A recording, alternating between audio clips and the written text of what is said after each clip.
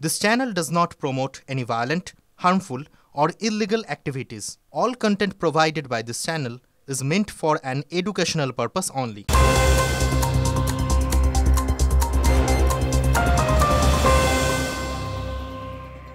নমস্কার, শুরু করছি নিউজ এট 11 TV9 বাংলায়। লিমা রয়েছি আপনাদের সঙ্গে। আর এই মুহূর্তে বড় খবরের নজর। মালদার হরিশ্চন্দ্রপুরে তৃণমূল ব্লক যুব সভাপতির গাড়িতে অন্য একটি গাড়ি ধাক্কা ঘিরে উত্তেজনা।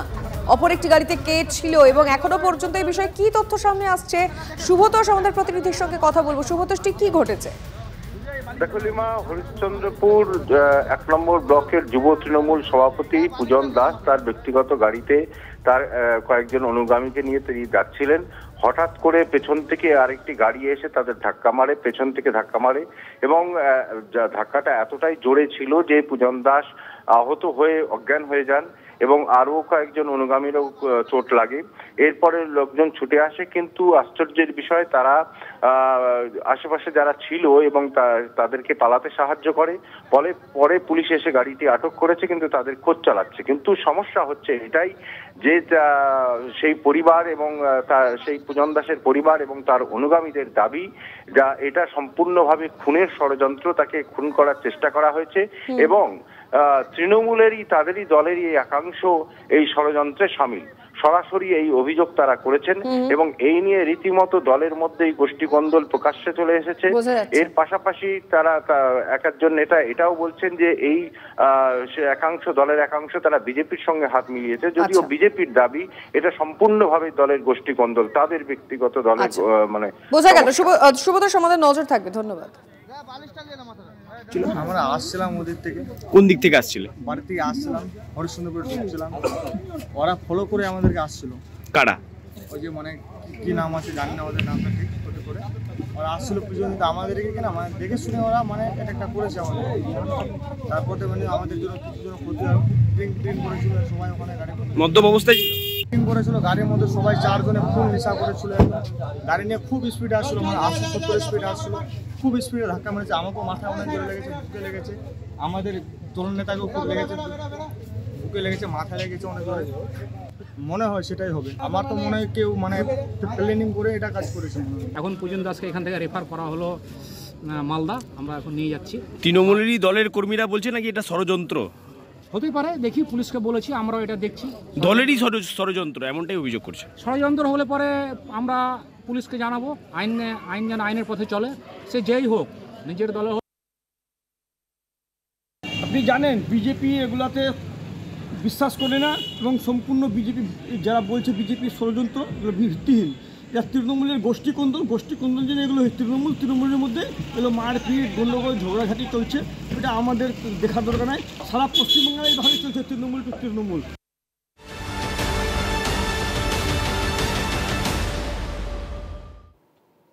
ভয় দেখানো নয়, সুশান্ত ঘোষকে জানে মারার পরিকল্পনা ছিল আফরোজ ওরফে গুলজারের। আগে 2বার চেষ্টা করেও ফেল করেছিল সে। পুলিশি জেরায় এমনটাই নাকি দাবি করেছে কসবা কাণ্ডের মাস্টার মাইন্ড। তার 13 দিনের পুলিশ হেফাজত দিয়েছে আলিপুর আদালত। আর এই ঘটনার তদন্তে নেমে আগাগোড়া বিহার যোগ পাচ্ছে কলকাতা পুলিশ। বাকি দুষ্কৃতীদের খোঁজে ইতিমধ্যেই বিহার পাড়ি দিয়েছেন গোয়েন্দারা।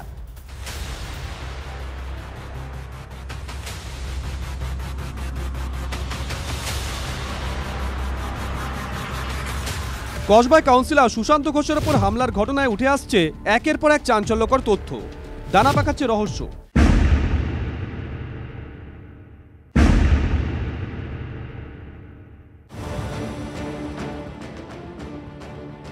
শুধু ভয় দেখাতে নয়, শুক্রবার সুশান্ত ঘোষকে প্রাণে মারার পরিকল্পনা ছিল ধৃত আফরোজ ওরফে গুলজারের। তাকে জেরা করে এমনই তথ্য মিলেছে বলে পুলিশ সূত্রে খবর। তবে এই প্রথম নয়, এর আগেও 2বার তৃণমূল কাউন্সিলরকে খুনের পরিকল্পনা করেছিল বলে স্বীকার করেছে আফরোজ, এমনটাই সূত্রের খবর। জুলাই মাসে আফরোজকে আগ্নেয়াস্ত্র সাপ্লাই করে বিহারের কুখ্যাত দুষ্কৃতী ইকবাল। 2টি আগ্নেয়াস্ত্র এবং কার্তুজ সাপ্লাই করা হয়। সেই অস্ত্র দিয়ে জুলাই এবং অক্টোবরে সুশান্তকে 2বার খুনের পরিকল্পনা করে আফরোজ। 2বারই ব্যর্থ হয়। থার্ড টাইম অর্থাৎ শুক্রবারও কাউন্সিলরকে খতম করার লক্ষ্য নিয়ে বেরিয়েছিল আফরোজ ওরফে গুলজার, এমনটাই সূত্রের খবর। শার্প শুটার যুবরাজ কুমারকে 2টি বন্দুক দিয়ে স্কুটারে তুলে দিয়েছিল আফরোজ। পাশাপাশি স্কুটার চালককেও একটি আগ্নেয়াস্ত্র দিয়েছিল সে। পুলিশের অনুমান পালানোর সময় আগ্নেয়াস্ত্রটি খালে ছুঁড়ে ফেলে দেয় স্কুটার চালক। কসবার রাজডাঙ্গায় কাউন্সিলরের বাড়ি থেকে খানিকটা দূরে সেই খালে রবিবার ডুবুরি নামিয়ে তল্লাশি চালায় পুলিশ। পুলিশের অনুমান এই খাল ওপর দিয়ে যাওয়ার সময় তার নিজের আগ্নেয়াস্ত্রটি ছুঁড়ে ফেলে দিয়ে যায় এই খালের মধ্যে।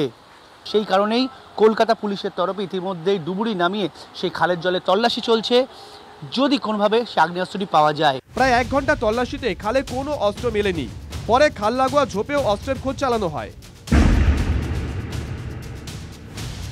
কসবার হামলার ঘটনায় এখনো পর্যন্ত যতটুকু তথ্য উঠে এসেছে তাতে পরতে পরতে মিলেছে বিহার যোগ। বিহার থেকে এসেছিল অস্ত্র, বিহার থেকে লোক এসে রেইকিও করে গেছিল। বিহারের বৈশালী থেকে এসেছিল 3 জন সুপারি কিলার, যাদের একজন ধৃত যুবরাজ কুমার। 3 যুবককে কালিন্দির একটি ফ্ল্যাটে থাকার বন্দোবস্ত করে দেয় আফরোজ। সেই ফ্ল্যাটটিও রাম সিং নামে বিহারের এক বাসিন্দার। আফরোজের নিজের আদি বাড়িও বিহারের জামুইয়ে। মস্তান গুন্ডা অস্ত্র তোমাদের দল ছাড়া বাকি দলগুলোর কাছে কি আছে আমার জানা নাই।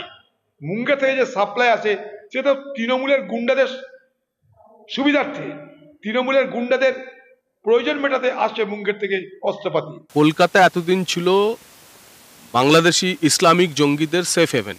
এখন আমরা দেখছি যে ভাড়াটে খুনিদের অবাধ বিচরণ ভূমি হয়ে গেছে পশ্চিমবঙ্গ সহ কলকাতা। এই নিয়ে তো ভাড়াটে খুনি লাগিয়ে মার্ডার করা বা সুপারি দিয়ে মার্ডার করার সংস্কৃতি পশ্চিমবঙ্গতে ছিল না। গত 13 বছরে তৃণমূল আমলে এই জিনিস আমদানি হলো। আমাদের কাছে এটা অবাক লাগছে যে সাধারণ মানুষের চেতনা ফুরুক এবং এই সরকারকে সমূলে তারা বিদায় করুক। যে দুষ্কৃতী এই হামলার সঙ্গে যুক্ত তাকে অ্যারেস্টের পর সে কি বলছে না বলছে এগুলো পুলিশ তাদের তদন্তের ক্ষেত্রে ব্যবহার করবে। ফলে সেখানে তার উপর দাঁড়িয়ে কোনো রকম কোনো মতামত সেটা। ইতিমধ্যেই কসবা কাণ্ডে তদন্তভার হাতে নিয়েছে কলকাতা পুলিশের গোয়েন্দা বিভাগ। ইনভেস্টিগেশন চলছে, ঘটনার মোটিভ কি আছে, কাদের কথাতে ওনারা এসেছিলেন এবং কারা পেছনে আছে টোটাল সিনিয়রিওতে, সেটা এখন ইনভেস্টিগেশন পার্টে আছে। তবে পুলিশ যথাযথ সাধ্য করে পুলিশ ইতিমধ্যে 3 জনকে অ্যারেস্ট করেছে এই কেসে। লালবাজার সূত্রে খবর, বিহার যাচ্ছে গোয়েন্দাদের একটি দল। তাদের অনুমান হামলায় জড়িত বাকি 2 যুবক বিহারে পালিয়ে যেতে পারে। একই সঙ্গে স্কুটার চালক এবং ইকবালের খোঁজ চালাচ্ছেন তদন্তকারী আধিকারিকরা। ইকবালের সঙ্গে পরিচয় কিভাবে, কতদিনের সম্পর্ক, আফরোজকে হেফাজতে পেয়ে সেই সব বের করতে চাইছে police. Bureau report, TV9 Bangla. Mukundapur থেকে কসবা দূরত্ব বড়জোর 5 কিলোমিটার। আর এই কসবাতে পরশু সন্ধ্যাবেলা কাউন্সিলরকে খুনের চেষ্টা। কেন? গতকালই আমরা আপনাদের হিন্ট দিয়েছিলাম, বর্গফুটে বিবাদ। যত সময় যাচ্ছে তত স্পষ্ট হচ্ছে সেই তত্ত্বই। কসবায় জমি মধুয়া, সেই মধু নিয়ে টানাটানি মৌমাছিদের। জোর কদমে চলছে অভিযোগ, পাল্টা অভিযোগ আর অভিযোগ ওড়ানোর পালা। কেন টার্গেট কসবার কাউন্সিলর? শনিবারই ইঙ্গিত দিয়েছিলেন আক্রান্ত সুশান্ত ঘোষ। মধু থাকলে তো মৌমাছি আসবেই, এবং মৌমাছিরাও আসবে। সে মৌমাছি লোকাল মৌমাছি আছে, বাইরের মৌমাছিরাও আছে। মধুবনে জমি বাড়ি, বর্গ ফুটেই নাকি বিবাদ। কত বর্গফুট?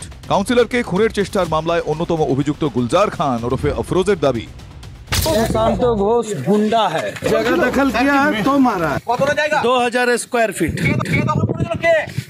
हैदर अली सुशांत घोष का गुंडा है।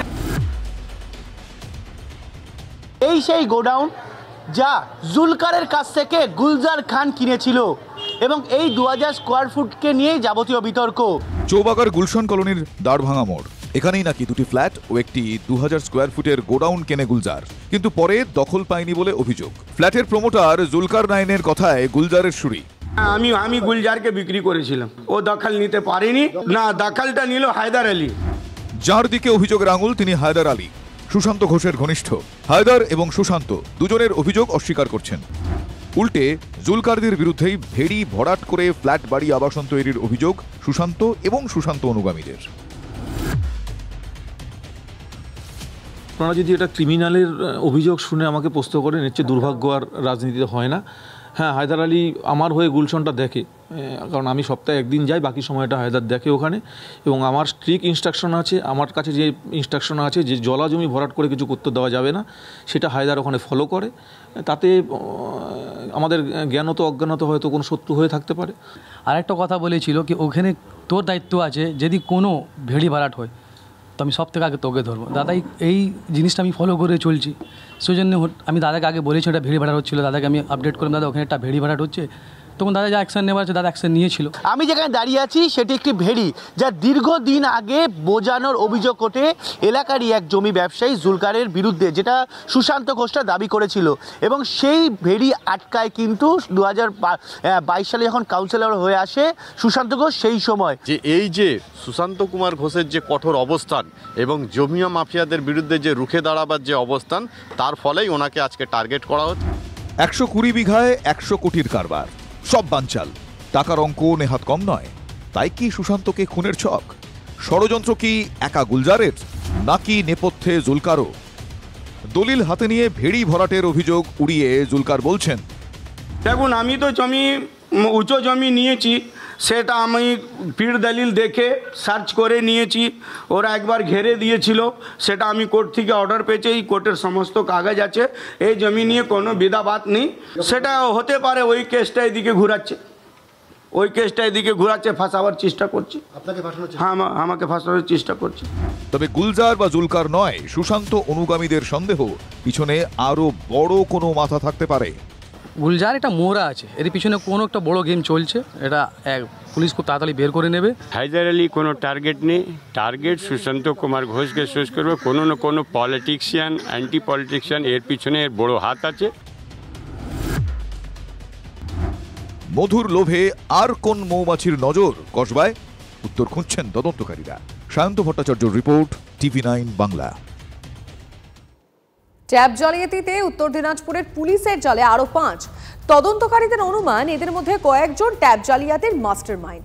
আজ ইসলামপুরে সরকারি বাস তল্লাশি চালিয়ে 4 জনকে পাকড়াও করে পুলিশ। আর এদের জিজ্ঞাসাবাদ করে পেশায় মুহুরি এক ব্যক্তির কথাও জানতে পারে পুলিশ। আজ সন্ধ্যে তাকে গ্রেফতার করা হয়েছে। ধৃতরা প্রত্যেকে চোপড়ার বাসিন্দা। পুলিশ সূত্রে খবর, অভিযুক্তদের মালদা হয়ে দিল্লি পালানোর পরিকল্পনা ছিল। এখনো পর্যন্ত ট্যাব জালিয়াতিতে উত্তর দিনাজপুর থেকে 12 জনকে গ্রেফতার করল পুলিশ। আবারও বিতর্কে পূর্ব বর্ধমানের ভাতারের বিধায়ক মান গোবিন্দ অধিকারী। তার এক আত্মীয় টাকায় সে বিধায়ক হয়েছে, সরাসরি স্বীকারোক্তি তৃণমূল বিধায়কের। রবিবার দলীয় এক কর্মী সভায় দলেরই একাংশের বিরুদ্ধে বলতে গিয়ে আত্মীয় টাকায় ভোট জেতার কথা মান গোবিন্দের গলায়। বিতর্ক তৈরি হতেই অবশ্য মান গোবিন্দের সাফাই, টাকার কথাটা রটনা মাত্র, আমার এক আত্মীয়র বিরুদ্ধে কিছু কথা বলা হচ্ছে, তাই আমি বলেছি আমাদের বিবাদ মিটে যাবে। এ নিয়ে রাজনীতি করা মূর্খামি। অনেকে আমাকে গাল দিয়েছে যে আমি এই হয়েছে, অমুক হয়েছে, টাকা এমএলএ হয়েছি। আরে সে আমার আজকে সে আমাকে টাকা দিয়েছে, আমি এমএলএ হয়েছি, তো ক্ষতি কি আছে? ক্ষতি কি আছে? আমরা স্বামী স্ত্রী ঝগড়া, এটা আজকে ঝগড়াতে কিন্তু যারা গালাগালি করেছে তারা কি হবে? তারা সেই আটি খোলার মতো গড়াগড়ি যাবে, আমরা কিন্তু মিশে যাবো। এটা ভুল করছে যারা যারা ওর সঙ্গে এখনো লাগিয়ে বেড়াচ্ছে, তারা ভুল করছে। কেন আজকে ঝামেলা হচ্ছে, কালকে মিটে যাবে। এটা যারা জেনে রাখুন, মহারাজ গুট আমার সম্বন্ধী, আর মহারাজ গুটের সম্বন্ধী হচ্ছে অশোক হাজরা, তাহলে আত্মীয়রা আত্মীয়, তাহলে এটা স্বামী স্ত্রী ঝগড়া, ঠিকই তো? এবার কল্যাণ ব্যানার্জির নিশানায় তৃণমূল ছাত্র পরিষদ সভাপতি তৃণাঙ্কুর ভট্টাচার্য। মেডিকেলে সাসপেন্ডেড ছাত্রদের পাশে না দাঁড়ানোয় তৃণাঙ্কুরকে এক হাত নেন তৃণমূল সাংসদ। তৃণাঙ্কুর ভট্টাচার্যকে পদ থেকে সরানোর দাবি কল্যাণের। তার অভিযোগ, টিএমসিপি করায় বাম অতি বামে থ্রেড কালচারের মুখে চিকিৎসক পড়ুয়াদের একাংশ। আর এই পরিস্থিতিতে তৃণাঙ্কুর তাদের পাশে দাঁড়ায়নি অভিযোগ কল্যাণের। তিনিও কুণাল ঘোষ ছাত্রদের পাশে থেকে কার্যকরী ভূমিকা নিয়েছেন বলেও দাবি কল্যাণের। যারা থ্রেড কালচার করে কথা বলছে জানেন, শুধু তৃণমূল ছাত্র পরিষদের যত ছেলে আছে প্রায় 200 থেকে 250 ছেলেকে থ্রেড কালচার দিয়ে আজকে তাদের মেডিকেল কলেজ থেকে এক্সপেল করা হয়েছে, সাসপেন্ড করা হয়েছে। টিএমসিপি ছেলেদের কি করে সাসপেন্ড করে এক্সপেল করে রাখে আমিও দেখব।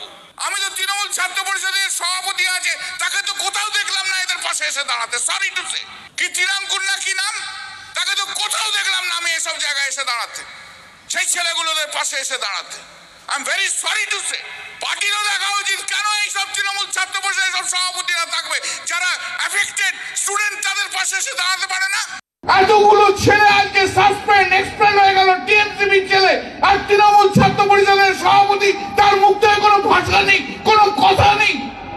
আনবিলিভেবল, আমি ভাবতে পারছি না কার আশীর্বাদের মাথায় আছে যে এখনো তৃণমূল ছাত্র পরিষদের সভাপতি থাকে।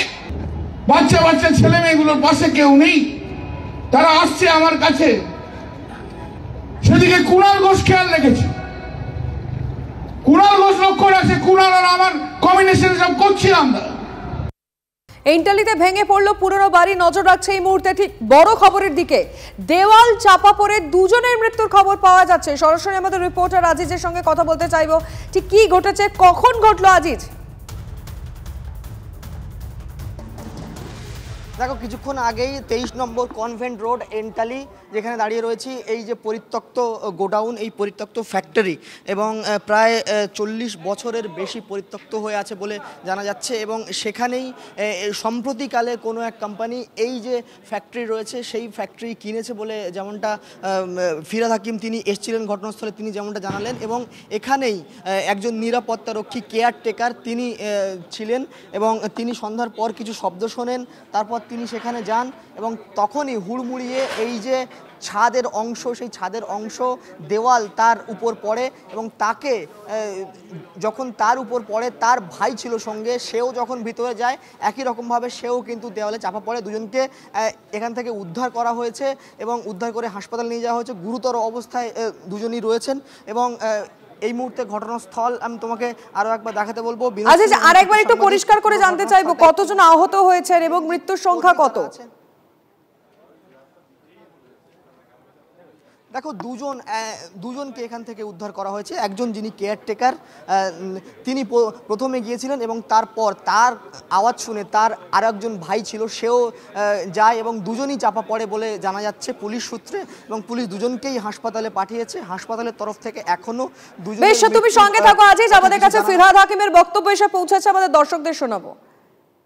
দেখে যা মনে হচ্ছে বেঁচে নেই। কালকে সকাল থেকে আমরা এখানে ডেমোলিশিং স্টার্ট করব।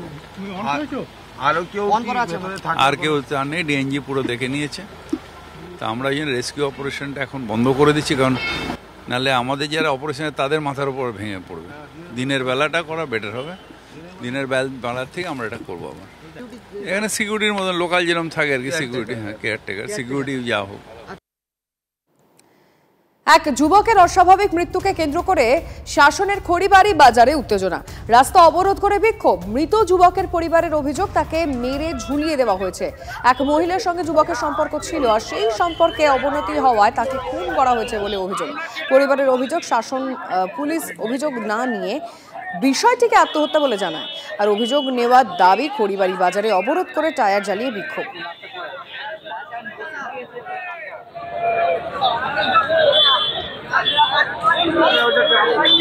বাংলা যাবে।